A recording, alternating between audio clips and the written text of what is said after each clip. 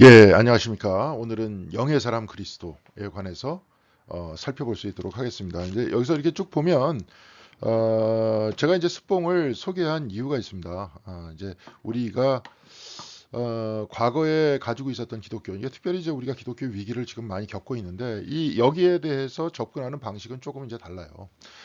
저도 이제 요즘에 세속화 이론에 대해서 여러분들하고 많이 이야기를 나누고 있습니다. 그러니까 결국은 이제 스뽕이 생각하는, 그리고 또 이제 이 책을 편집한 기독교 변하지 않으면 죽는다, 그 시리즈를 편집한 기독교 연구소의 어떤 생각들은 기독교가 이제 좀 덜 합리적이다, 합리적이지 못하다. 그래서 이제 합리성이 중심이 된 현대 세계 안에서는 뭐라 그럴까요? 잘 적응할 수 없다. 이제 이것을 전제로 이야기를 쌓아가고 있습니다. 그래서 이제 기독교를 합리주의로 만들어야 된다. 합리화시켜야 된다. 그래야 현대인들이 기독교를 받아들인다라고 이야기하는, 교회 바깥에 있는 사람들은 아주 과도하게 평가를 하는 그런 입장이에요. 또 교회 안에 있어서의 우리의 어떤 신앙을 또 과도하게 열등의식을 가지고 생각을 하는 것 같은데, 이제 그런 것보다 저는 이제 약간 입장이 다릅니다. 그럼에도 불구하고, 그러니까 이제 제 입장은 세속화라는 거죠. 세속화라는 것은 몇 번 얘기했지만 하나님과, 그러니까 쉽게 얘기해서 하나님을 넘어선 초월이라는 것들을 우리가 품고 받아들이면서 초월과 더불어 같이 사는 이런 삶이 굉장히 인류의 역사에 길었었는데, 이제 더 이상 그런 시대가 아니라 초월과 우리가 살고 있는 이 세상을 둘로 나누고, 우리가 살고 있는 이 세상을 우리가 살고 있는 우리의 방식대로. 예.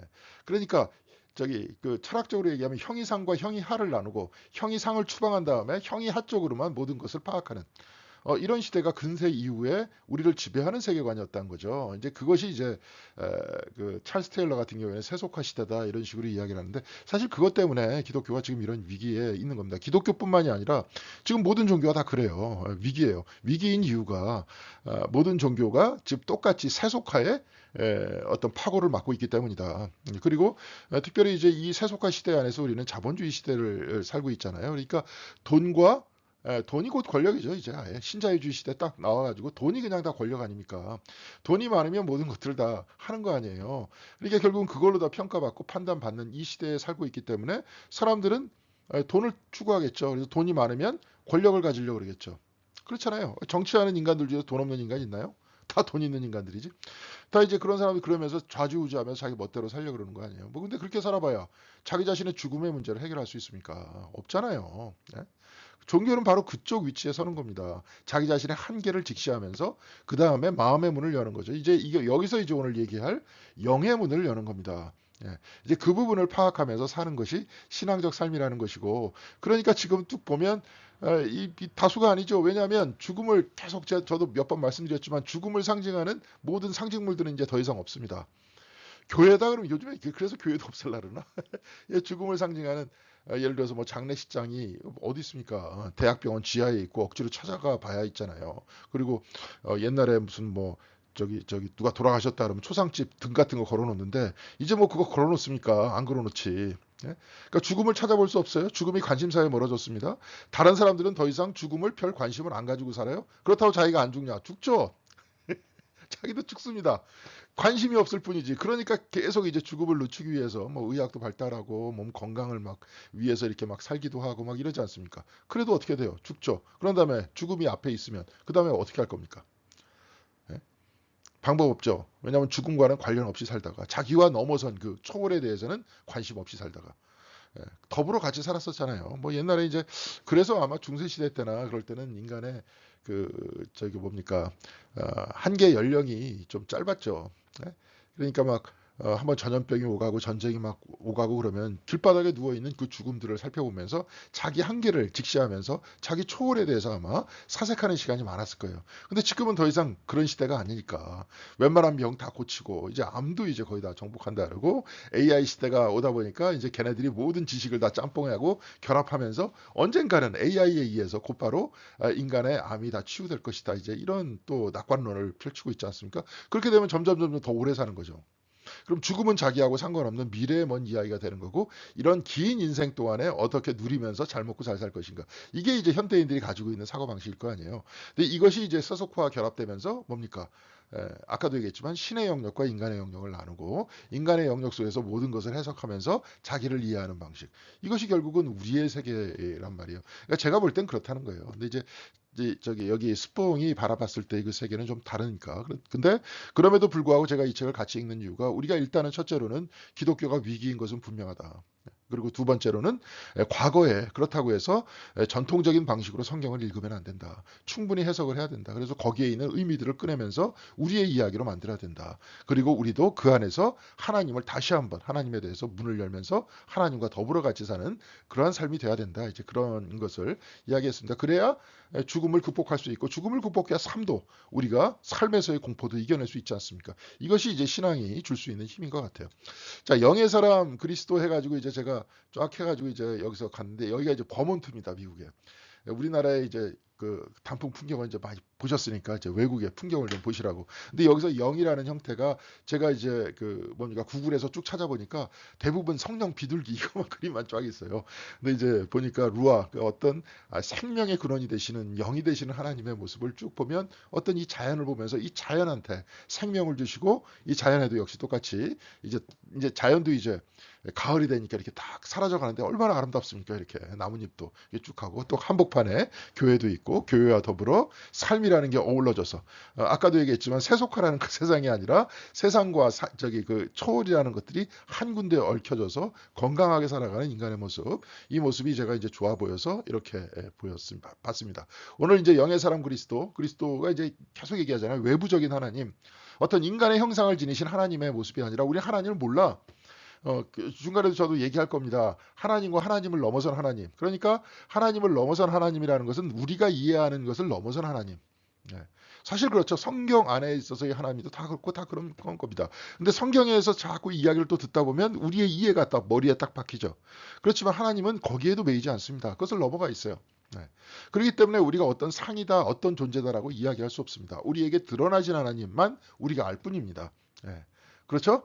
네. 그렇기 때문에 아까도 얘기했지만 인격적이다라고 스뽕이 얘기할 때는 어떤 인간의 형상을 지니고 있고 인간과 같이 힘이 있고 인간보다 좀 힘센 존재 이런 존재라는 것을 자꾸 저기 착각을 하기 때문에 그렇다는 거예요. 그래서 신과 하나님과 하나님을 넘어선 하나님을 이렇게 나누어서 보고 그 다음에 우리에게 드러난 하나님의 모습이 어떤 것인가, 특별히 영의 사람인 그리스도를 통해서 우리가 어떻게 하나님을 볼 수 있는가, 이제 이 부분들을 한번 생각해 볼 수 있도록 하겠습니다.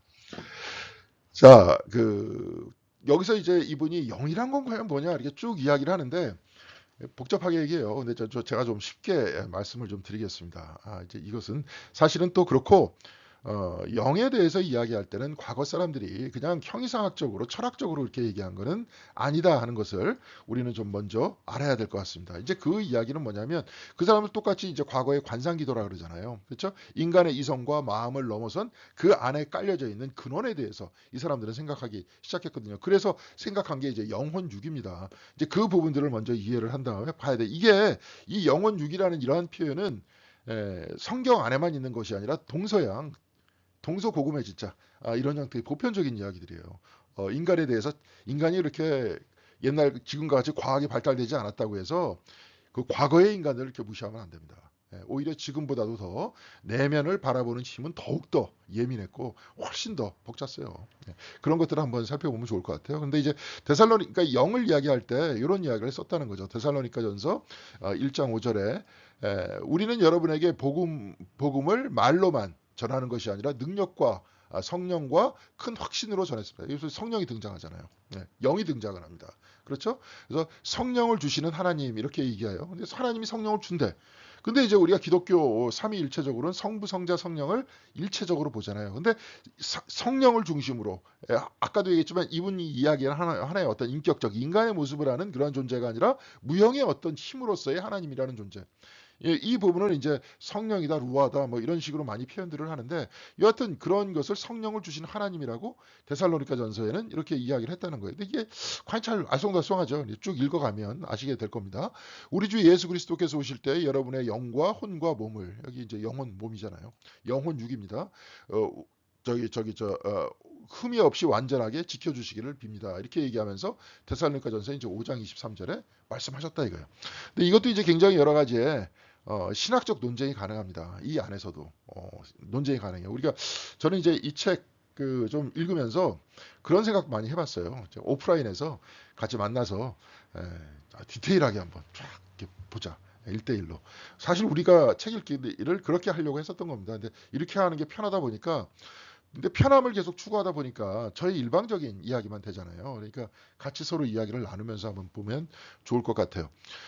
여기서는 이제 또 이렇게 얘기했어요. 영은 초월적이고 무한하고 인지되지만 증명되지 않은 실제. 이제 이 부분은 철학적으로 자꾸 논증을 끌어나가다 보니까 이건 뭐 이걸 암기를 해야 되는지 초월적인 거 무한하고 인지되지 않은 증명되지 않은 실제라는 거를 암기해야 되는지 이게 쭉 보는데, 또 영어로는 또 스피릿이라고 이렇게 얘기할 때 우리가 영이라고 얘기한 스피릿을 정신으로 번역되기도 해요. 그래서 옛날에 저희 시대 정신이라고 자이트가이스트라고, 그러면은 이제 그것을 The Spirit of Time이라고 이런 식으로 또 영어, 자이트가이스트는 이제 독일어고 Spirit of Time은 영어입니다. 그러니까 이제 그렇게 번역되기도 했어요. 근데 아까 바울이 얘기했듯이 영과 혼과 육을 이렇게 쭉 보면 영을 성령이라고 파악할 수 있어요. 내 영이다 그러면 안 돼요. 우리는 영혼이라 그러잖아. 그렇죠?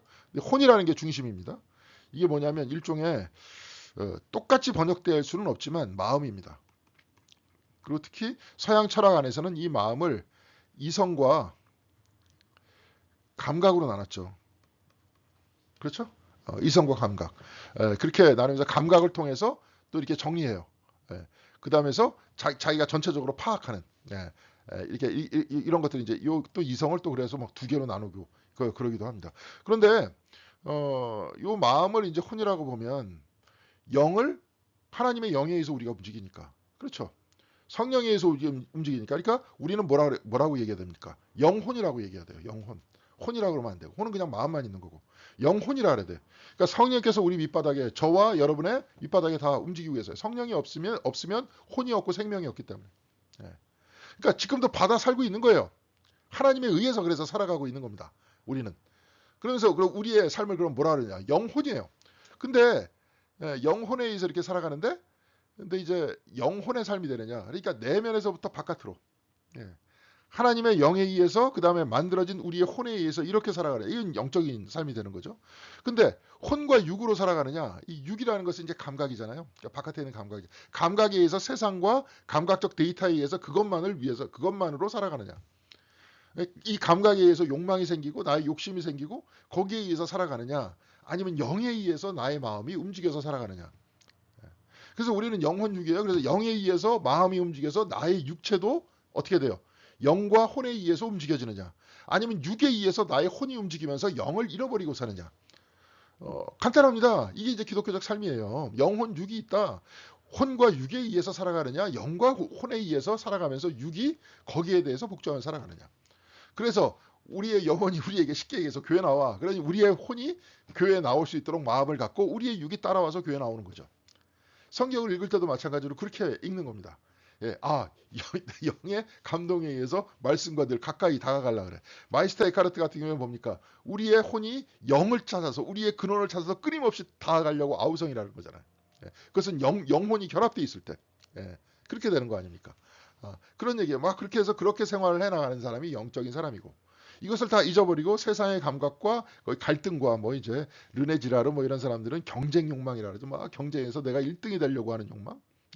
거기서 또 삶의 쾌락만을 추구하려고 하는 욕망.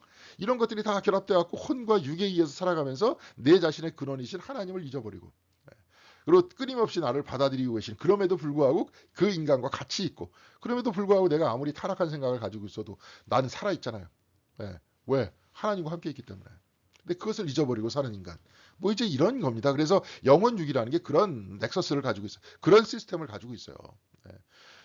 자, 그래서 혼과 육이 결합된 영혼육, 영에 의한 영혼의 삶이 되느냐, 혼과 육이 결합된 혼과 육의 삶이 되느냐. 이제 결국 그겁니다. 이제 그런 이야기가 전통적으로 이렇게 내려왔는데, 양반은 이제 좀 혼동하기도 해요. 여러분 이거를 이제 이해하시고 책을 좀 읽어 보시면 됩니다. 그리고 또 이 부분에 대해서 질문하시면 돼요. 그래서 성령의 이제 그 갈라디아서 5장 22절 23절은 성령의 열매는 사랑과 기쁨과 화평과 인내와 뭐 신실과 온유와 절제입니다. 이런 것들을 막을 법이 없습니다. 성령의 열매, 이 안에서 영에 의해서 우리에게 우리의 혼이 만들어지는 그 과정은 뭐예요? 기쁨과 화평의 마음이 만들어지는 거예요. 그래서 인내와 친절이 만들어져. 영에 의해서. 선함과 신실과 온유와 절제가 만들어져. 이렇게 만들어지니까 이 혼에 의해서, 이 마음에 의해서 뭐가 움직여요? 육체가 움직여야 되는 거예요. 이렇게.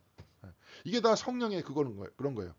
예. 근데 이제 거꾸로 또 이제 바울이 얘기하잖아요. 이제 이게 육의 열매 이렇게 쭉 얘기하면서 거꾸로 얘기하지 않습니까? 육에 의해서 어떤 감각에 의해서 욕망에 의해서 지배돼 가지고 어떻게 됩니까? 내 마음이 통제가 되고 영을 잊어버리면서 거기서 그렇게 사는 것. 예. 그러면서 거기서 뭐 투기하고 싸우고 뭐 절제하고 뭐 술 취함과 방탕과 막 이렇게 나오지 않습니까? 예. 잘 기억해 두세요. 영혼에 의해서 사느냐, 영에 의해서 혼이 움직이느냐. 그래서 육이 움직이느냐. 아니면 육, 감각에 의해서 마음이 움직이느냐. 그래서 영과 분리된 삶을 사느냐. 이런 겁니다. 이게 세상적 삶이 되는 것이냐 아니면 영적인 삶이 되는 것이냐. 이런 이야기를 하고 있는 겁니다. 그래서 수봉도 이제 이 고린도전서 6장 9절을 이렇게 얘기하면서 여러분의 몸은 여러분 안에 계신 성령의 성전, 성령이 여러분 안에 거한다 그랬잖아요. 그래서 성령께서 거하셔서 누가 움직여요? 혼이 움직여, 마음이 움직여. 그런데 몸이라는 건 뭐예요? 성령을 모시고 있는 몸이야. 이게 상당히 귀중한 거예요. 그런데 스뽕이 볼 때는 굉장히 중요한 건 뭐냐면 하나님의 거처를 우리 안으로 옮겨놨다는 거예요. 저 하늘 위에서 그 어딘가 어떤 대상인가 이런 얘기가 아니라, 그러니까 이미 바울 안에서부터 영이라는 것을 이 안에 품고 영에 의해서 혼이 움직이고 이렇게 쭉 된다는 거예요. 근데 이제 이분이 그 영과 영혼이라는 것과 그다음에 영이라는 것과 이 부분을 좀 혼돈하더라고요. 근데 하여튼 쭉 보면서 읽어볼 수 있도록 하겠습니다. 그래서 성령은 모든 것을 살피시니 곧 하나님의 깊은 경륜까지도 살피십니다. 이런 얘기예요. 그러니까 성령과 하나님, 이게 삼위일체 이야기잖아요. 근데 이제 이분은 또 삼위일체를 굉장히 또 비판적으로 보니까, 근데 여하튼 이분을 따라가자는 거예요. 자, 성령, 하나님은 둘이면서 하나예요. 그렇죠? 그러면서 성령과 또 우리는 둘이면서 하나잖아요. 영혼이라 그러잖아요. 그렇죠? 그래서 영과 혼이 분리되면 어떻게 되는 겁니까? 영과 마음이 분리되면 죽는 거죠. 예. 그렇죠. 죽는 거예요. 근데 분리되면서 그 혼이 어디로 갑니까? 예? 어디를 찾아가요? 영을 찾아가, 육을 찾아가. 영을 찾아가는 거 아니에요. 성령 하나님을 찾아가는 거예요. 그렇죠? 예. 그 삶에 의해서 그렇게 되는 거 아닙니까? 예. 자, 뭐 그 얘기는 나중에 할 수 있도록 그렇게 하겠습니다. 자, 그래서 영혼과 마음, 그래서 영혼이 이 안으로 들어갈 때 하나님의 깊은 곳까지 통찰할 수 있다는 거예요. 그러니까 영은 똑같으니까, 성령은 똑같으니까 우리는 성령에 의해서 살아나가는 거니까. 근데 혼이 계속 뭐예요? 마음이 아까도 얘기했지만 성령의 열매와 같이 끊임없이 결합하면서 그 안에서 영과 교제하면서 하나님과 교제하면서 나갈 때 우리는 그 성령도 똑같은 성령이니까 깊은 곳까지 통찰할 수 있어요, 없어요? 있다는 거예요. 그러면서 이것을 사실 뜻하는 말은 뭐냐면 관상 기도를 뜻하는 말이에요. 바울과 같은 사람이 이런 이야기를 할 때는. 그래서 깊은 기도를 통해서 어떻게 돼야 되는 겁니까? 우리가 육에 의해서 움직여지는, 감각에 의해서 움직여지는 것을 끊고 이 혼이 어디를 보는 거예요? 마음이 뭘 보는 겁니까? 영혼을 보는 거죠. 영을 보는 거죠. 그래서 영혼이 되는 거죠. 네. 그래서 십자가의 성 요한 같은 분은 네, 네. 뭡니까? 십자가 성 요한 이런 분은 뭐예요? 감각의 어두운 밤이라 해서 처음에 들어갈 때 감각. 이게 뭐예요? 육체죠. 그 다음에 이성, 생각, 마음의 밤이에요. 마음의 밤. 그 다음에 세 번째, 영혼의 어두운 밤이에요. 영혼, 여태까지 내가 생각하고 있었던 관념 안에서 하나님을 이해했었던 것들 다 빼버리고, 그 다음에 이제 뭐만 남는 거예요? 있는 그대로 벌거벗은 나의 마음과, 그 다음에 있는 그대로 하나님께서 우리에게 비추어 주신 우리의 생명을 이어가시는 성령이 보이는 거예요. 그게 뭡니까? 직관이죠. 네. 그러니까 바로 그것이 가장 깊은 하나님의 깊은 곳까지 통달한다. 그러면서 이렇게 딱 통달하면서 십자가의 성 요한 같은 경우에 이게 저기 그 뭐라고 얘기했냐면 리빙 프레임 오브 러브라 그랬어요. 그걸 리빙 살아있는 프레임 불꽃 아이고 of love 살아있는 사랑의 불꽃이라 그랬습니다. 내가 지금 영혼을 가지고 살아있잖아요. 근데 그게 뭐예요? 하나님의 가장 깊은 곳이 뭡니까? 사랑이야. 사랑으로서 내가 불타올라. 그게 이제 결국은 관상기도의 끝이에요. 사랑으로 불타올라서 그냥 불타오르고 끝나느냐? 아니야. 영혼 육이잖아요. 육이 움직여. 육이 움직이면서 어떻게 되는 거예요? 사랑의 사람이 되는 거예요. 네. 이런 이야기입니다. 이런 얘기인데 이제 유대교 전통 안에서는 이제 좀 보겠습니다. 루아흐라고 창세기 2장 7절 이렇게 쭉 보면은 하나님께서 이제 인간의 코에다가 흙으로 사람을 지으시고 코에다가 생기를 불어넣으시니 사람이 생명이 됐다. 이 생명이 됐다 하면서 생기를 불어넣었다가 뭐냐면 루아흐를 불어넣었다. 그러니까 사람이 생명이 됐다. 뭐가 됐느냐? 네피시가 됐다는 거예요. 네. 네피시가 돼가지고 숨을 쉬는 존재가 되었으나 어떤 존재예요? 영혼 육이 있는 존재가 되었다는 거예요. 육을 지니고 있었다는 거예요. 그렇죠? 그래 루아에 의해서 네피시가 됐다. 이렇게 봐야 되는 거죠. 예. 그러니까 이제 그 책에서는 계속 뭐라고 얘기하냐면 누아하고 네피시하고 혼돈해서 씁니다. 그렇게 쓰면 안 돼요. 예. 근데 이제 이분 같은 경우에는 굉장히 리버럴해요. 리버럴 하는 거니까 굉장히 프론트에 서려고 그래. 끌고 가려고 그래요. 예, 끌고 가려고 그래. 근데 막 끌고 가려고 그러니까 일단은 그것은 인정을 하자고요. 그렇지만 저는 이제 누굽니까? 목사지 않습니까? 여러분들을 품고 그쪽으로 데려가야 되는 거예요. 근데 앞으로 나가야 되는 건 맞습니다. 그분의 방향은 맞아요.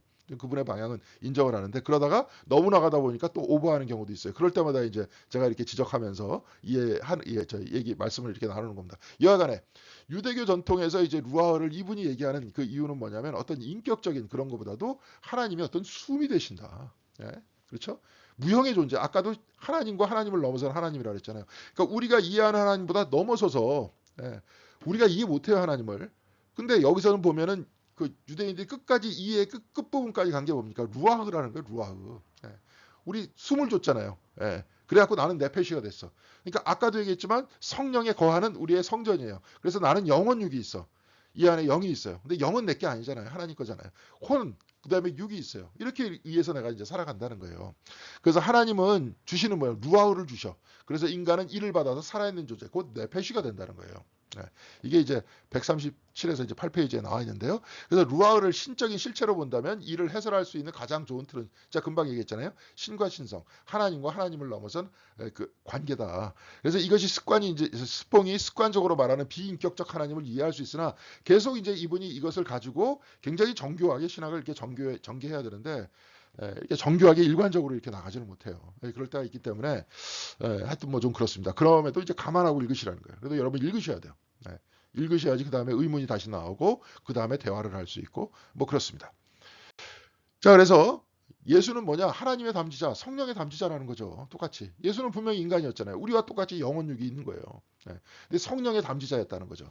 그래서 그를 통해 하나님의 새로운 실제가 전달되는 인간, 즉 영에 의해서 살아가는 사람의 모습을 전형적인 모습을 예수께서 보여주셨다. 이렇게 얘기할 수 있겠죠. 그렇죠. 이게 두 가지입니다. 이게 뭐냐면 예수는 그럼 하나님인데 그럼 예수를 자꾸 사람으로 얘기하는 거냐? 그렇지 않아요. 우리가 칼케돈 종교회의 때 예수를 뭐라 그랬습니까? 완전한 하나님 띄었습니다. 이게 저 히라보 앞에 얘기해요. 그리고 또 완전한 인간. 이게 결합되어 있는 존재다. 그러니까 성령을 지니고 있으면서 혼과 육을 지니고 있는 존재가 될 수밖에 없는 거예요. 그래야 성육신이 되는 거죠. 그런 존재가 되는 건데 이제 이분은 또 여기서부터 이제 더 거세게 몰아붙이고 있습니다. 우리는 일평생 저도 그래요. 저도 이제 신학 공부하는 사람이니까 일평생 저도 신학 공부를 해야 됩니다. 이제 계속 공부하면서 알아가는 거죠. 제가 하나님에 대해서 알아봐야 얼마나 알겠습니까? 제가 책을 읽고 체험한 그 영역이 전부 아니에요. 근데 여러분들도 가능한 한 많이 하나님을 더 알아갔으면 좋겠어요. 이제 과거에 우리가 초등학교 때 가만히 보니까 그때 배웠었던 지식이나 나중에 나이 들어서 이렇게 하나님에 대해서 이해했던 그 이해나 그걸 계속 틀을 깨고 나오지 못하면 계속 똑같아요. 그러면 이제 발전이 없습니다. 그러면 삶에 있어서 다양한 그 어떤 뭐 풍랑이라든지 경험들이 나한테 왔었을 때 이걸 설명하지 못하는 그런 게 많잖아요. 예를 들어서 뭐 홀로코스트 같은 게 막 딱 일어났을 때 하나님께서 저런 게 다 책임 있냐? 하나님께서 모든 사람한테 성령께서 다 역사하시고 그 안에 다 역사하고 계신다는데 왜 저 히틀러 같은 인간이 나타나고 아니면 스탈린 같은 인간이 나타나서 우리나라에도 과거에 그 광주에 그 독재자 같은 인간이 나타나가지고 그 사람들 다 죽였는데 저게 하나님의 뜻이냐? 아니죠. 그럼 왜 저런 일이 일어나느냐? 에 대해서 이야기해야 될 거 아닙니까? 근데 아까 영혼육만 잘 보면은 해결할 수 있잖아요. 하나님께서는 강제하시는 존재가 아니라 사랑으로서 끊임없이 역사하는데 나의 혼, 나의 마음이 그쪽을 향해 있지 않고 세상의 욕망을 향해서 있을 때 잃어버린다 그랬잖아요. 근데도 그럼 왜 하나님이 개입하시지 않냐? 그럼 이런 질문을 끊임없이 던지잖아요. 하나님이 뭐 창조주의시면서 다 섭리하신다 그러는데 왜 그런 걸 막지 않으셨냐 이거지. 거기서도 꼬마애가 막 죽고 막 이러는데 태어나자마자 1살짜리 애가 죽었는데 걔가 무슨 죄냐?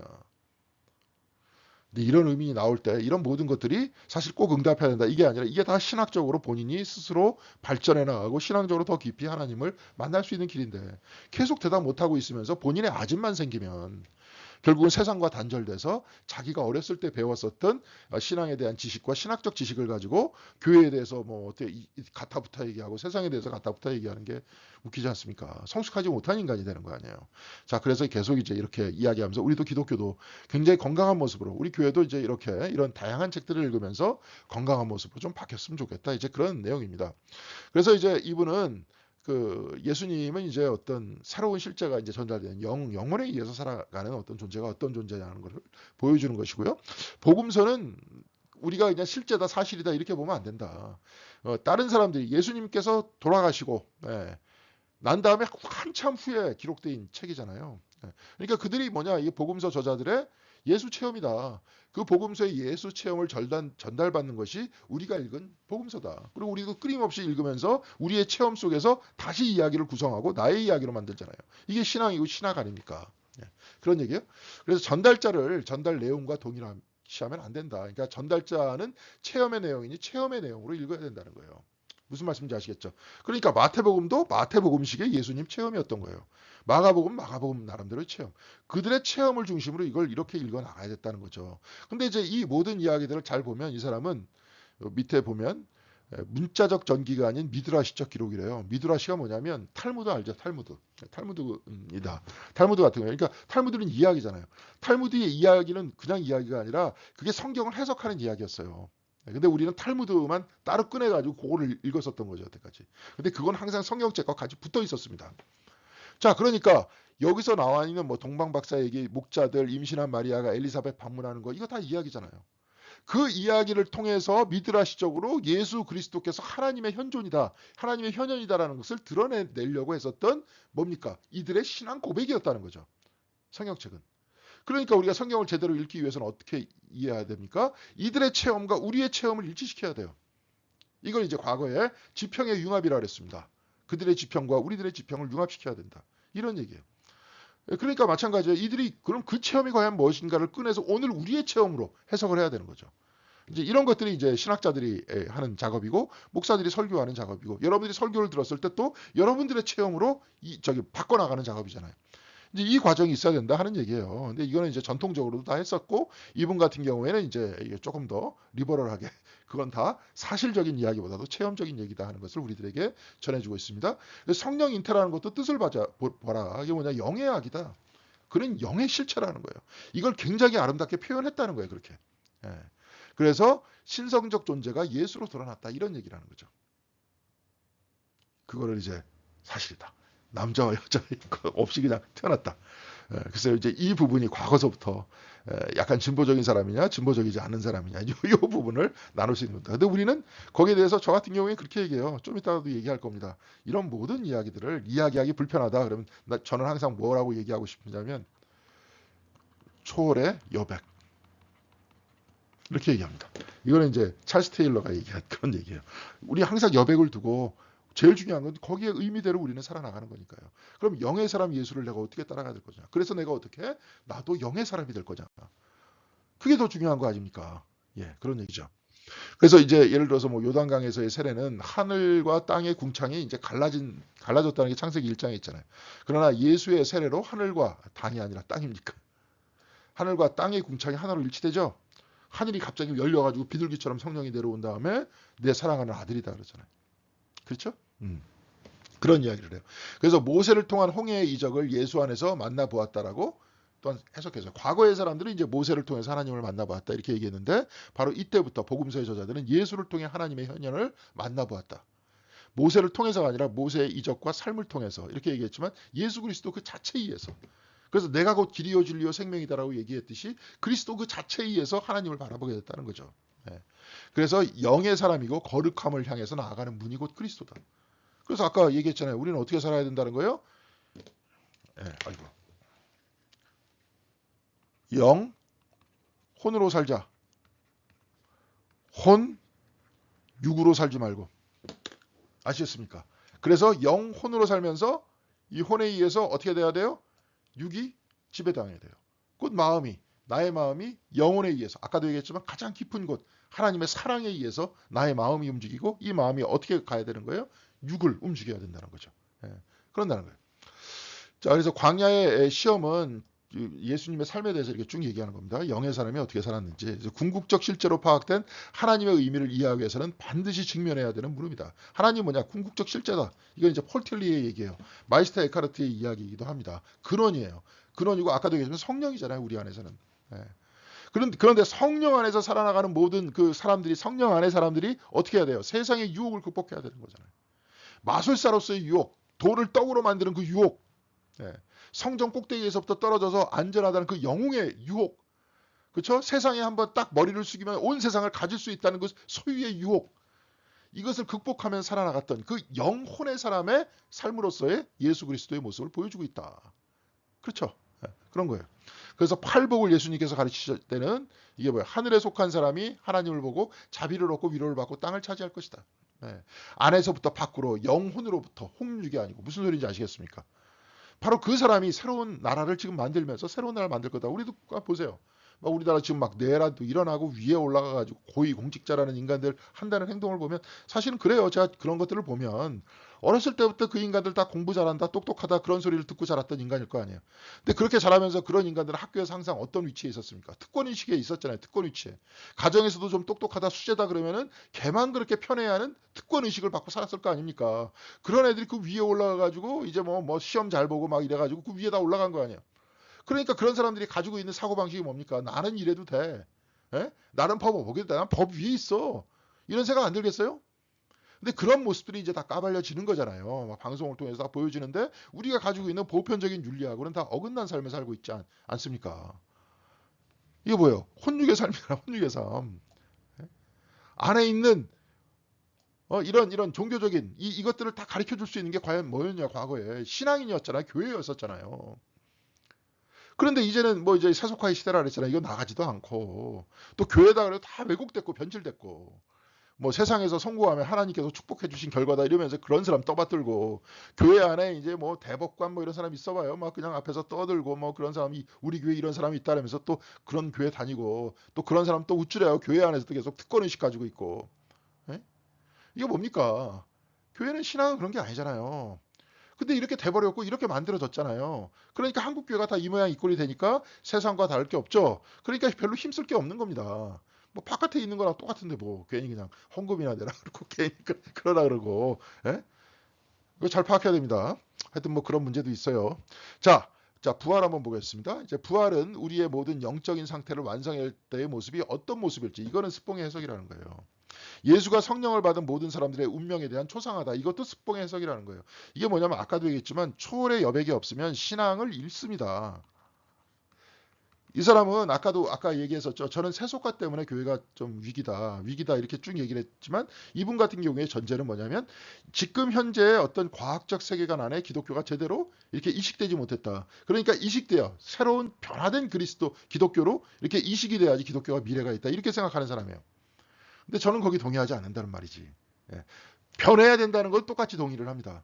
동의를 하는데 그런 형태의 동의는 아닙니다. 이래서 이제 이런 분 같은 경우에는 그렇게 얘기를 하지만, 저는 이제 세큘러리즘보다도 세큘라리즘, 세크랄리즘, 이게 뭐냐면 성화, 거룩주의 거룩함으로 나가는 겁니다.